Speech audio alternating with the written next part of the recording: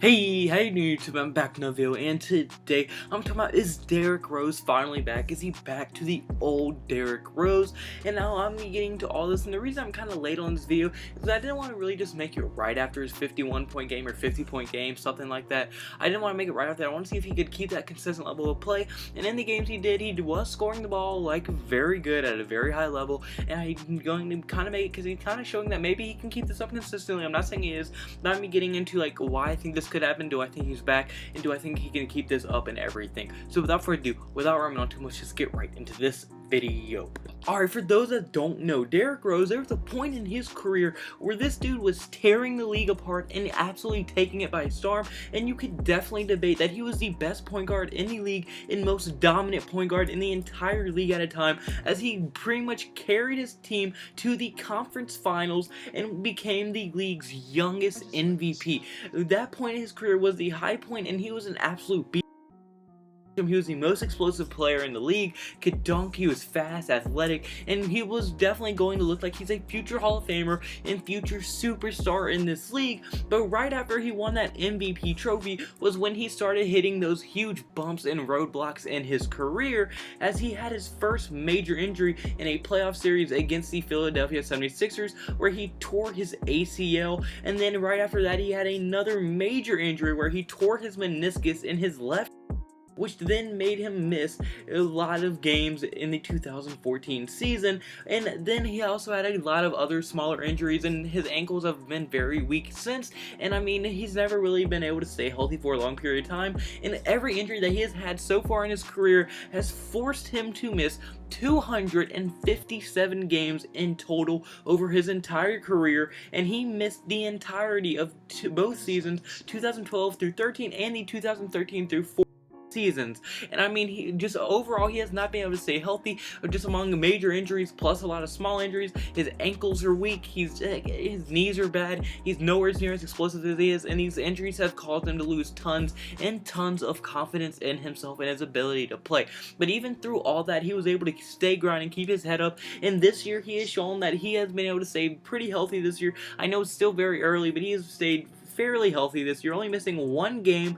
And I mean, look, he turned back the clock. As a lot of people know, he turned back the clock in a game where he scored 51 points, and that is currently his career high and the most points he's ever scored.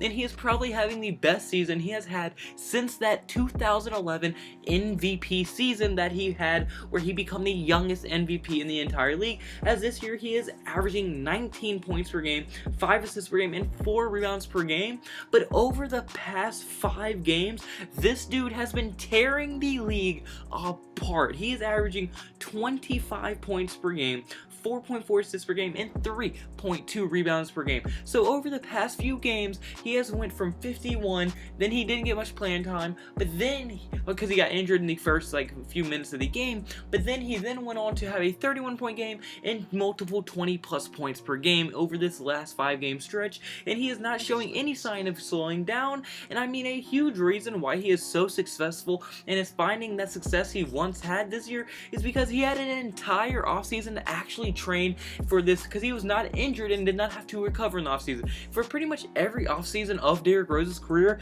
he has been having to recover from injuries, major injuries, and not getting an entire offseason to really work out, despite how hard of a worker he is.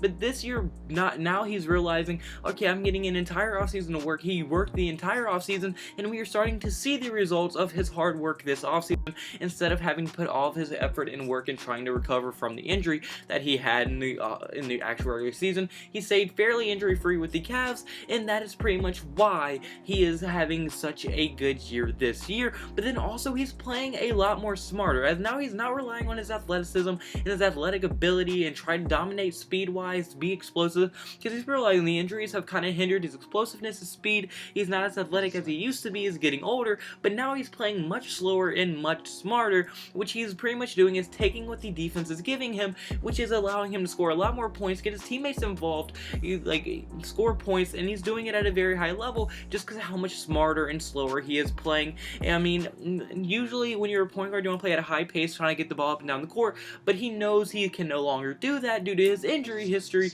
so he's doing what he can, and that is why he is scoring so much, because he's not forcing it, he's not trying to force something that he can no longer do, he is doing what he does best, and his shot is just helping him a ton.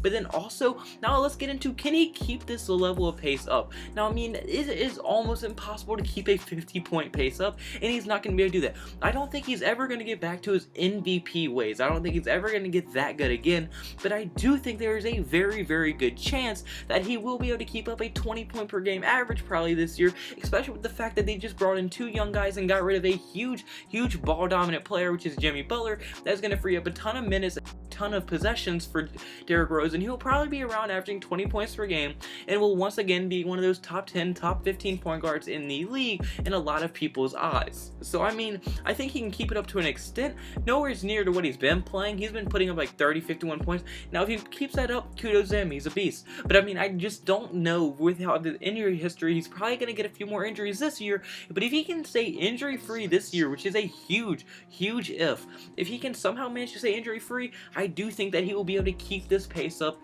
And I mean, and if he gets a whole nother offseason next year to recover and not, instead of recovering, focus on his game and really focus on his game real nice and train, there's a chance he will become a top 10 point guard. Now that is assuming he stays injury free, which like I said is not very likely due to his injury history and how bad his knees are.